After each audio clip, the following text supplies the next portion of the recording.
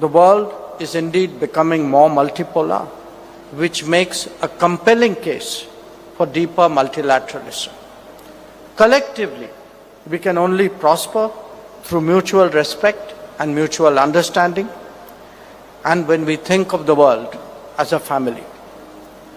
The UNESCO, which is at the forefront of multilateralism, makes an invaluable contribution in that regard, and its commitment to safeguard intangible heritage is an important facet of that.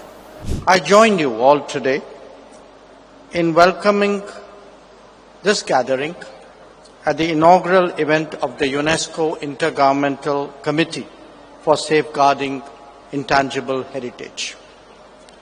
It is fitting that you are assembled in India, which has so much to contribute to the world in regard to such heritage.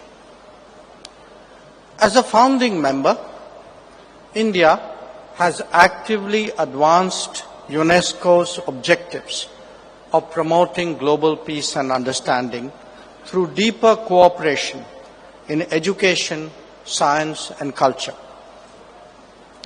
In each of these domains, humankind has benefited from the legacy of its forebears. As we forge ahead in the shared quest for progress and prosperity, it is essential that we nurture this inheritance, build on it, and pass it on to future generations. UNESCO's role in heritage preservation is particularly important and one that has been long recognized by India. We have contributed to its endeavors while drawing strength from its best practices. Besides being home to many UNESCO World Heritage Sites, India has itself undertaken many preservation and conservation projects across the world. A key dimension of that engagement is preservation of intangible heritage. In doing so, we acknowledge that traditions, languages, rituals, music, craftsmanship, festivals, and performing arts are invaluable aspects of human inheritance. In many ways, they are the most democratic expression of culture, owned by all, guarded by many, and enriched by each generation. Our ambassador to UNESCO has spoken about our commitment to the 2003 Convention on Safeguarding of Intangible Cultural Heritage. With multiple elements on the representative list, we are celebrating our weavers, storytellers, healers, dancers, and artisans, whose lives are the actual repositories of human continuity.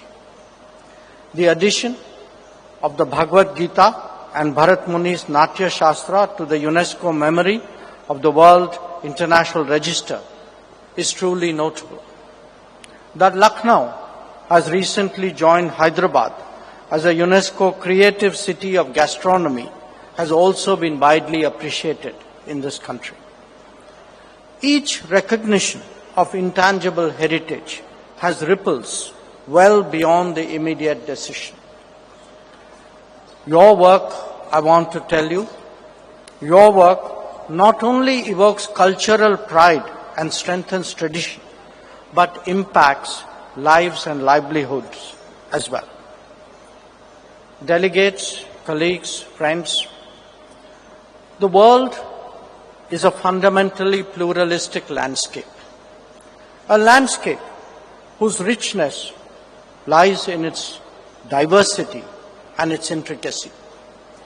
Far from being flat, it has a vast range of specificities and characteristics.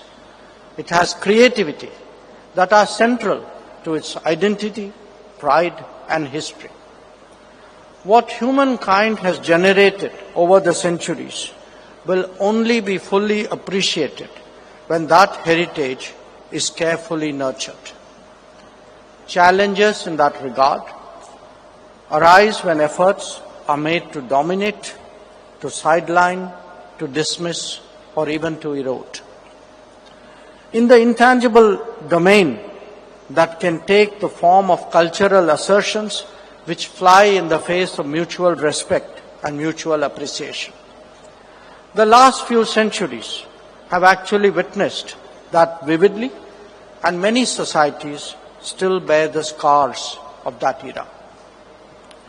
But as decolonization took place and the world began returning to its natural diversity, political and economic rebalancing started to unfold. Voices across geographies that were suppressed found expression again. But that process will remain incomplete until there is also cultural rebalancing. This means the safeguarding and even revival of intangible heritage at home while simultaneously promoting awareness and respect internationally. The Global South, understandably, deserves special attention in this context. As a civilizational state itself, India is particularly sensitive to such concerns. Our own efforts in that regard have intensified over the last decade. There is a much deeper commitment to the observance of traditions, to celebrations of festivals, to expressions of faith and beliefs, and to support for arts and craftsmanship. We can see this from the mammoth gatherings at the Kumbh Mela and the vividness of Durga Puja to the promotion of one district, one product, or for that matter, the encouragement extended to the Vishwakarma artisans. Or indeed, when technology is applied for cultural purposes, underlining that tradition and technology march hand in hand. It is evident as well when our heritage travels out to other nations and other societies, and when conservation projects are undertaken, as in our case in the extended neighborhood. As a foreign minister, I am truly proud that our diplomatic efforts have a notable place for tangible and intangible heritage protection and conservation as part of our diplomacy.